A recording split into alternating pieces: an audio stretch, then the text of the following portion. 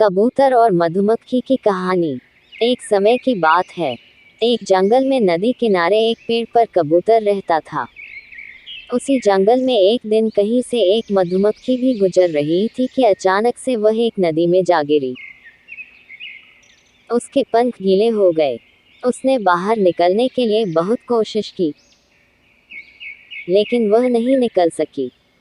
जब उसे लगा कि वह अब मर जाएगी, तो उसने मदद के लिए चिल्लाना शुरू कर दिया। तभी पास के पेड़ पर बैठे कबूतर की नज़र उस पर पड़ गई। कबूतर ने उसकी मदद करने के लिए तुरंत पेड़ से उड़ान भर ली। कबूतर ने मधुमक्खी को बचाने के लिए एक तरकीब सोची। कबूतर ने एक पत्ते को अपनी चोंच में पकड़ा और उसे नदी में गिरा दिया। वह पत्ता मिलते ही मधुमक्खी उस पर बैठ गई। थोड़ी ही देर में उसके पंख सूख चुके थे। अब वह उड़ने के लिए तैयार थी। उसने कबूतर को जान बचाने के लिए धन्यवाद बोला। उसके बाद मधुमक्खी वहां से उड़कर चली गई। इस बात को कई दिन बीत चुके थे। एक दिन वही कबूतर गहरी नींद में सो रहा था और तभी एक लड़का उस पर गुलेल से निशाना लगा रहा था। अगर आप इस तरह की नैतिक कहानी सुनना चाहते हैं तो कृपया इस चैनल को लाइक करें, शेयर करें और भी सब्सक्राइब करें।